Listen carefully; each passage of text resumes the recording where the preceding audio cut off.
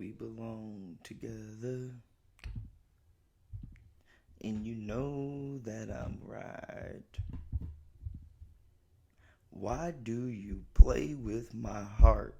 Why do you play with my mind? That's what I want to know, Ben. You said we be forever. Big Ben, you said it'd never die. But how could you love me and leave me and play like such absolute trash? I'm so heartbroken still, as you can tell.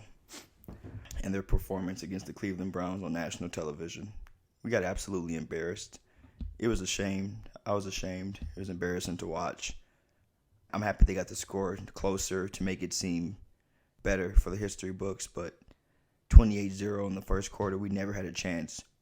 We got stick, dude. We had to give up the sticks on national television in a playoff game. And to all teams possible, the Cleveland Browns. Yeah, that one's going to hurt for a little bit. And I think the worst part is the realization that this is the end of the road for this Pittsburgh Steelers team. You know, we got 18 free agents coming up. Big Ben's got a $42 million cap hit against the Steelers next year if he returns. There's just a lot of question marks, and as a Pittsburgh Steelers fan, you hope that we had one more chance to get Big Ben in the Super Bowl for his fourth appearance. But after this year, it's clear as day he doesn't have it anymore.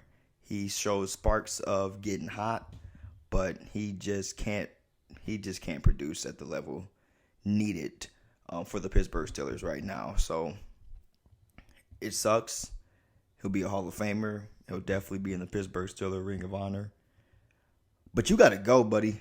You're not welcome back. I hope they made you get dressed in the damn hallway. That performance was despicable. I don't want to talk about it anymore. Moving on, though. Great wild card weekend from the rest of the teams out there besides that game.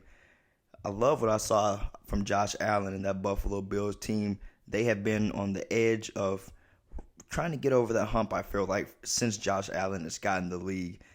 Trying to figure out the defense and the offense to put around him. And Stephon Diggs has obviously been a plus for the Bills this year, and he has helped them get to where they are now, and they have a big game coming up next week against the Baltimore Ravens. But great win by the Buffalo Bills. They beat a very good Indianapolis Colts team. And the team the Bills are going to face next week, you got the Baltimore Ravens. Your boy Lamar Jackson finally got a dub in the playoffs. Give my boy a round of applause. That's huge. And I think he stays hot. I think they find a way to beat the Buffalo Bills. That's going to be a very underrated game, I feel like, in the AFC. But these two quarterbacks are going to get after it. Two strong defensive teams, solid wide receivers. I'm excited to what we're going to get out of this Buffalo Bill, Baltimore Raven team. I think the best quarterback is going to win this game. And I need my man Lamar to get hot and stay hot. So I got the Ravens beating the Bills 27-21. LA Rams, they came to play with Jared Goff coming in off the bench, and they beat an underperforming Russell Wilson and Seattle Seahawks team, a team that came out of the gates firing the first 8 to 10 games of the season.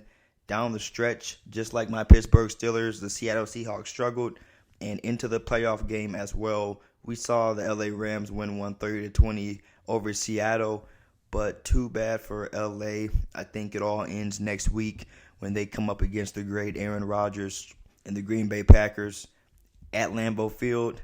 It's a lot of football. It's a lot of football to play there, boys.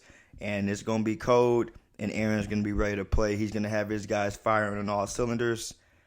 I don't know if this one's going to be too close. I'm thinking 31-14, the Green Bay Packers. Tom does it again. The Washington football team did play very well for a team not having any quarterbacks. They bring in rookie, and Heineke had a great game, man. I mean, he showed heart. He showed resilience. The guy's diving at the pylon for the end zone. I watched him break his collarbone for sure, come back into the game, and play strong. He had to go back to the locker room and, get a little cortisone shot or whatever they do back there. Who knows? But he came out ready to play, and he almost led them to a big game. Just too much Tom Brady at the end of this game. They found a way to get it done. And it's going to be a hell of a game next week when we get Tom Brady and Drew Brees to face off one more time. You saw the New Orleans Saints have their way with the Chicago Bears almost as expected. And like I said, next week's going to be a hell of a game. But I do have the Bucs and Tom Brady finding a way to beat the Saints in hopefully a pretty good shootout, 28-24. I got the Bucs coming up on top. And, of course, we finally get to see Pat Mahomes next week and the Kansas City Chiefs as they face off against the Cleveland Browns. And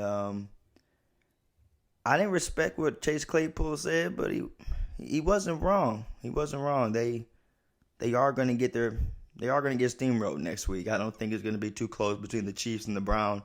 Claypool kind of sucks when you say that after you just lost to them. You know, sound like a hater, but I guess a fact is a fact. Yeah. But all that NFL football that went down last week, y'all know what the best thing that happened was. Them Alabama Crimson Tide got it done. Nick Saban brings his 6th one to Tuscaloosa, and it was huge. Fantastic game. As expected, Alabama didn't really have a chance of losing that game the entire time. Devontae Smith may be the best receiver in college football history. Mac Jones thinks that the Crimson Tide are the best team ever.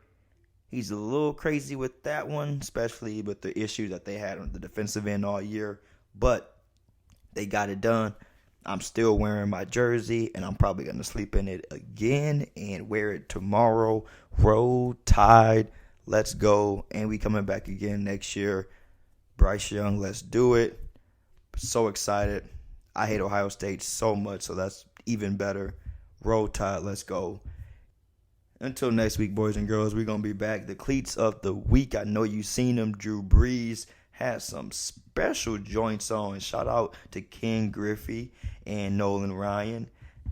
And the 25 Monarchs Negro League team. Love to see it. Shout out Drew Brees. And then the song you are sleeping on. The perfect way to kick off 2021 after a terrible year. David Guetta and Kid Cudi remix Memories. That mug is fresh. Get with it. We're going to be back soon. Roll Tide.